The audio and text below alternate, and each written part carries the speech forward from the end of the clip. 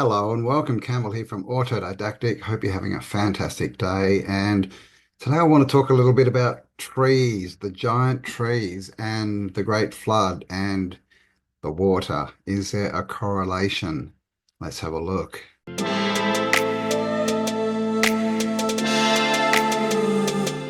And it says in the Bible, this is Daniel 4:23, and of the King James, it says, "And whereas the king saw a watcher and a holy one coming down from heaven and saying, Hew the tree down and destroy it, yet leave the stump of the roots thereof in the earth, even with a band of iron and brass in the tender grass of the field, and let it be wet with the dew of heaven, and let this portion be the beasts of the field, till 7 times pass over him."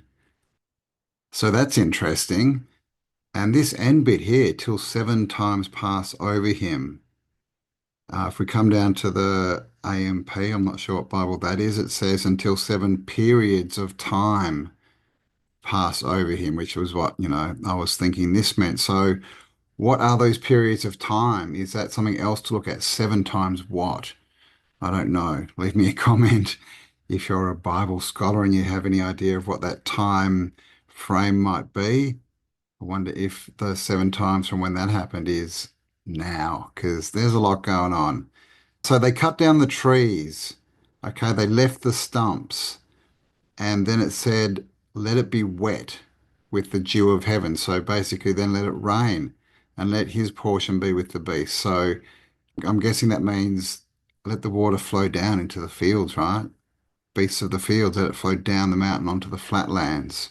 And so there's some pretty interesting videos I'm going to show you. So did you know that many trees, when you cut them open, they actually spew out water because they're full of water because their roots are down in the ground sucking the water up. And then if you cut them in the right place, you can get access to this water. And this is how many native tribes access water in times of drought.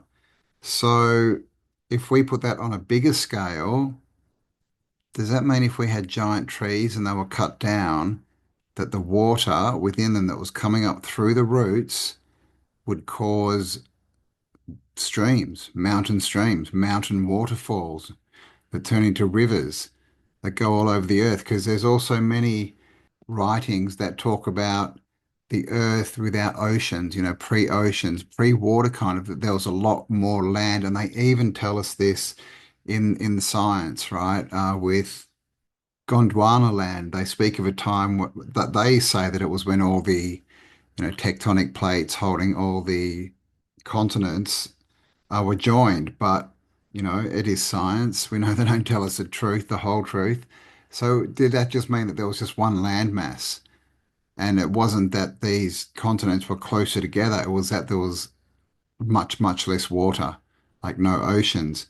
And then obviously, precipitation, right? So if these trees, these giant trees start spewing water everywhere and creating waterfalls and rivers, did that kickstart the precipitation cycle, right? Which causes rain, which is, of course, dew from heaven. What do you think?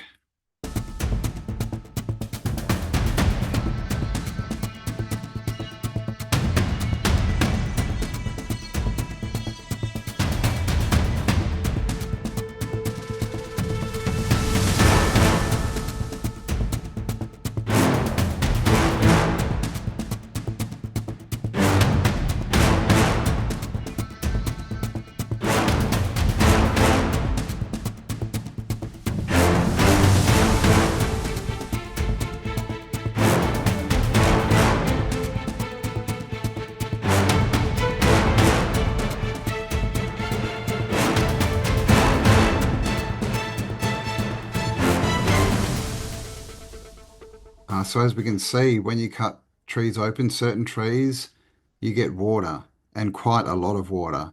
Now imagine these trees, thousands of times that scale. Imagine the amount of water we're talking about because we have this idea of prime water, right? All this water under the land. And even science again has come out recently and said that there is more water in oceans under the ground than on top of it.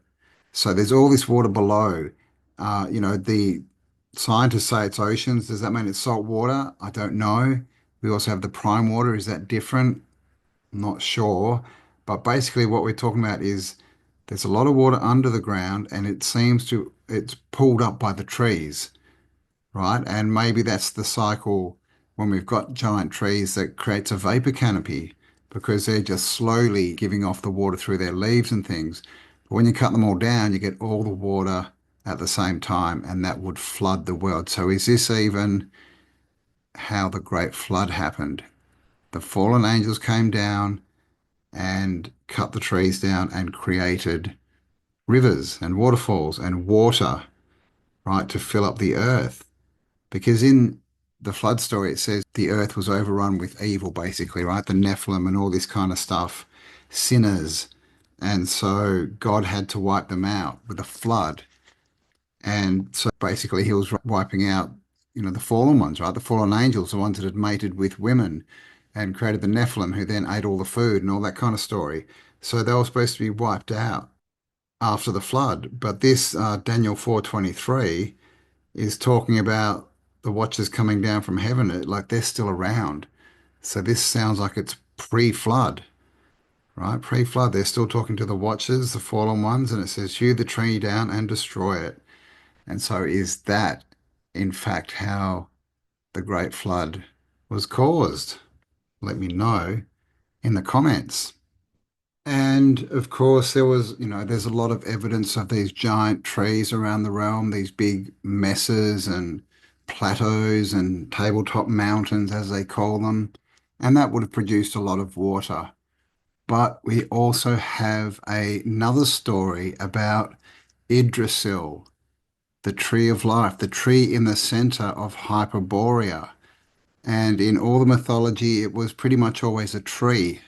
But then on the later maps, the more recent maps to us, where they do show Hyperborea, they show it as a stump, a black rock, Rupus nigra, right? Black rock. I think we all know about black rock as well, right?